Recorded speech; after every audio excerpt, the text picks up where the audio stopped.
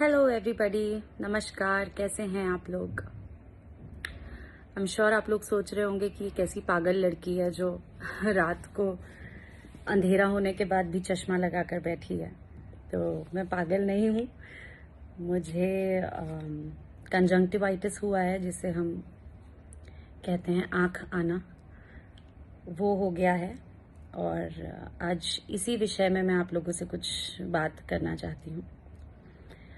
आज सुबह जब मैं सोकर उठी तो मुझे बहुत तकलीफ हो रही थी। मेरी आँख खुल ही नहीं पा रही थी और मुझे इतनी चुभन हो रही थी आँख में कि मैं कैसे कैसे करके वॉशरूम तक गई। और जब मैंने मिरर में अपनी आँख को देखा तो मेरी आँखें इतनी सूज चुकी थी और पूरी लाल हो गई थी और ऐसा लग रहा था कि कोई 100 सुइयां चुभा रहा है मेरी आँख में। इतना दर्द हो रहा था। तो मैंने आँख में थोड़ा नॉर्मल पानी के छींटे थोड़ा मारे और मैं वेट कर रही थी कि मेरी आंखें नॉर्मल हो जाए, बिकॉज मुझे कॉल टाइम मिला था मेरी शूटिंग का और मुझे उस समय पर सेट पर पहुंचना था। बट जब मैंने देखा कि बिल्कुल आराम नहीं हो रहा है तो मेरे पास कोई ऑप्शन नहीं था और मैंने हमारे फिल्म के डायरेक्टर सर को कॉल किया और मैंने कहा कि सर, बहुत ज़्यादा तकलीफ हो गई है और मुझे नहीं लगता है कि मैं आज शूटिंग करने लायक हूँ, क्योंकि आँख ही नहीं खुल रही है और पूरी आँख सूज चुकी है। तो मुझे लगता है कि मेकअप वो सब नहीं कर पाऊंगी मैं आँख पर। तो जैसा कि आप लोग जानते हैं, हम लोग मिर्ज़ापुर में शूटिंग कर रहे हैं फिल्म आई मिलन की रात की। और इस समय पे हमारे फिल्म का सबसे क्रूशियल पार्ट चल रहा है। हम क्लाइमैक्स शूट कर रहे हैं फिल्म का। बहुत सारे आर्टिस्ट्स हैं सेट पर, हमारे फाइट मास्टर आए हुए हैं, बहुत सारे फाइटर्स आए हुए हैं। तो और कल हम गाना भी शूट कर रहे थे, तो हमारे डांस मास्टर भी सेट पर हैं और बहुत बड़ी यूनिट है फिलहाल। बहुत ज़्यादा काम हमने सोचा था कि हम इस समय पर निकालेंगे और ये प्रॉब्लम हो गई। तो जैसे मैंने डायरेक्टर सर को बताया, उन्होंने कहा कि आप 5 मिनट दीजिए, मैं आपको 5 मिनट में कॉल बैक करता हूँ। और मुश्किल से 2-3 मिनट बाद मुझे उनका कॉल आया और उन्होंने कहा कि आप शूटिंग की चिंता मत कीजिए, आप अपनी हेल्थ का ध्यान दीजिए और हम आपके बिना कुछ मैनेज करते हैं। ये कहकर बस उन्होंने फ़ोन रखा ही था कि हमारे फाइट मास्टर का कॉल आ गया और उन्होंने कहा कि बेटा, आपको जो तकलीफ हुई है हम समझ रहे हैं। तो मैंने सारे सीक्वेंसेस ऐसे शूट करने के लिए रखे हैं जिसमें आपके प्रेजेंस की ज़रूरत नहीं है। हम आपका बॉडी डबल यूज़ करके आपके बैक शॉट्स ले लेंगे। आपको सेट पर आने की ज़रूरत नहीं है आज। आप रेस्ट कीजिए और अपना ख्याल रखिए। उसी के कुछ समय बाद मुझे मेरे प्रोड्यूसर सर का फ़ोन आ गया और ये सब सुबह सुबह की बात है, मतलब लगभग 6:30-7 बजे के आसपास की बात है। और मुझे मेरे प्रोड्यूसर सर का फ़ोन आया। उन्होंने पूछा क्या हुआ है, तो मैंने उनको ही बताया कि सर ऐसी ऐसी तकलीफ़ है और मैं बिल्कुल ना मैं आँख खोल पा रही हूँ ना कुछ। तो उन्होंने बोला कि 5 मिनट्स दीजिए अगेन। और अगले 5 मिनट के अंदर मेरे होटल के नीचे एक गाड़ी आ गई थी और यहाँ के जो हमारे लोकल लाइन प्रोडक्शन के लोग हैं, सबको मैं सच में थैंक्स बोलना चाहती हूँ। वो फट से उन्होंने मुझे गाड़ी में बिठाया और यहाँ पर एक बहुत अच्छा नेत्र चिकित्सालय है, बहुत एक अच्छा आई हॉस्पिटल है, वहाँ मुझे ले गए और डॉक्टर को दिखाया और फट से उन्होंने मुझे सारी ट्रीटमेंट्स दी, जो भी ज़रूरी है, जो भी चेकअप्स करने थे वो सारे चेकअप्स उन्होंने किए। मुझे आई ड्रॉप्स दिए और सारी चीज़ें जो ट्रीटमेंट के लिए ज़रूरी थी वो दिया और मैं होटल में अपने कमरे में आके बैठ गई। इतने ज़्यादा आर्टिस्ट्स हैं, इतने ज़्यादा एक्टर्स हैं और सब लोगों की आगे दूसरी फिल्मों की डेट्स है और बहुत ही कट टू कट डेट्स होती है लोगों की। बहुत सारी कट टू कट डेट्स हैं। बट जैसे एक्टर्स को पता चला, जितने भी मेरे को एक्टर्स हैं, उन्हें जैसे पता चला कि मेरी तबीयत इतनी ख़राब है, वो सारे एक्टर्स ने अपने अपने आगे जो भी उनकी चीज़ें लाइंड अप थी वहाँ सब जगह फ़ोन किया और सबने पूछा कि क्या 1-2 दिन हम आगे बढ़ा सकते हैं आपकी शूटिंग, बिकॉज़ यहाँ पे जो हमारी आर्टिस्ट हैं उनको ऐसी तकलीफ हो गई है और ऐसे सिचुएशन में हम लोग फोर्स नहीं कर सकते जल्दी काम करने के लिए।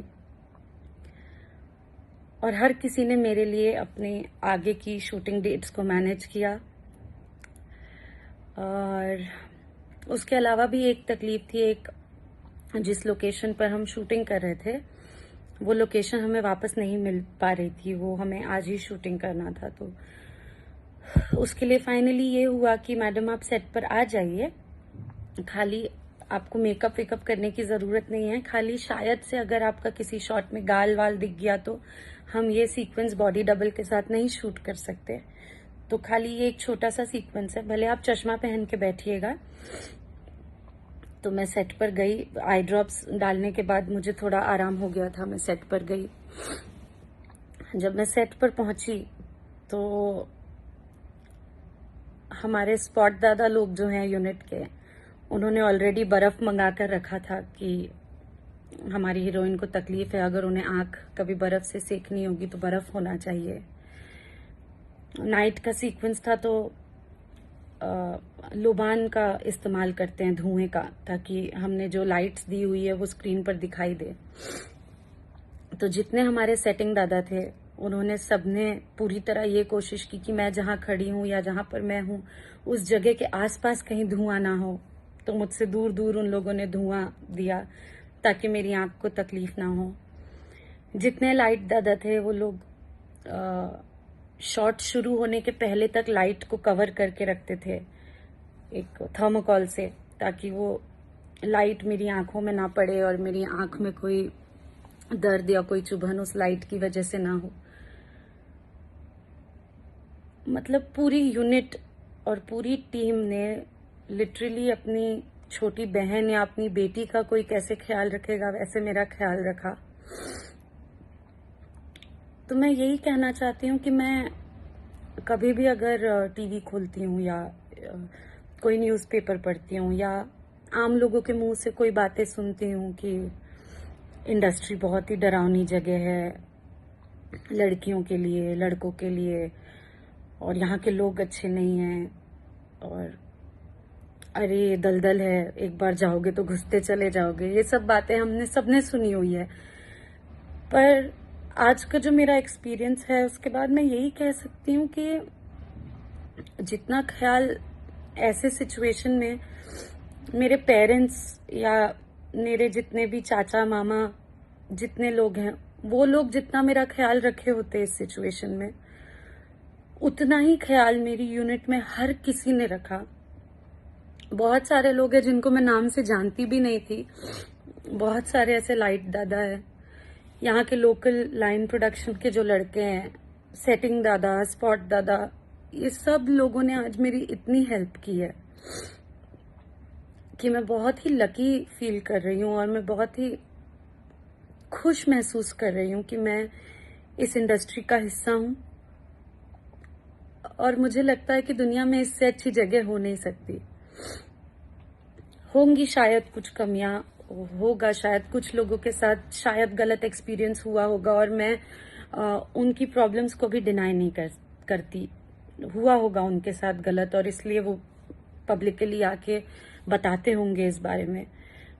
बट मेरा एक्सपीरियंस इस इंडस्ट्री से यही है कि जैसे मेरा एक परिवार मेरे घर पर है वैसे मेरा दूसरा परिवार यहाँ पर है, और यहाँ के लोग हमेशा मुझे इतना ही प्यार करते हैं, हमेशा मेरी इतनी केयर करते हैं, और हम हर वक्त हर पल यही कोशिश करते हैं कि हम अच्छी फिल्में बनाएं, आप लोगों को प्राउड फील कराएं, जितना अच्छा हमसे हो सके,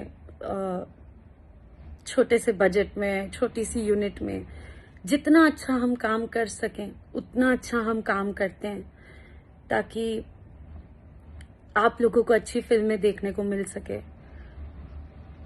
और मैं यही रिक्वेस्ट करना चाहूंगी सबसे कि ये भी एक सच है हमारी इंडस्ट्री का, इस पे भी ध्यान दीजिए। ऐसे भी लोग हैं यहाँ और ऐसे भी ट्रीट करते हैं, इतना प्यार से भी रखते हैं जितना शायद कोई अपने घर की लड़की को रखेगा, उतना प्यार से मुझे यहाँ पे रखा गया है। तो मुझे लगा कि आप लोगों को ये बताना ज़रूरी है कि ये हिस्सा भी बहुत बड़ा हिस्सा है हमारी इंडस्ट्री का। और मैं चाहूँगी कि मैं अपने मरते दम तक, अपनी आखिरी सांस तक इस एंटरटेनमेंट इंडस्ट्री का हिस्सा रहूं, और आप सब लोगों का प्यार और आशीर्वाद ऐसे ही मुझ पे, मेरी पूरी इंडस्ट्री पे बना रहे। और आप लोग कभी अपना भरोसा मत उठने दीजिएगा हम लोग से, क्योंकि हम सच में बहुत मेहनत करते हैं और बहुत अच्छा काम करने की कोशिश करते हैं ताकि आप सबके पास हम अच्छी फिल्में लेकर आ सकें। है कुछ कमियां, पर हम उसे भी सुधार देंगे। अपना प्यार ऐसे ही हम लोग पर बनाए रखिएगा। Thank you so much.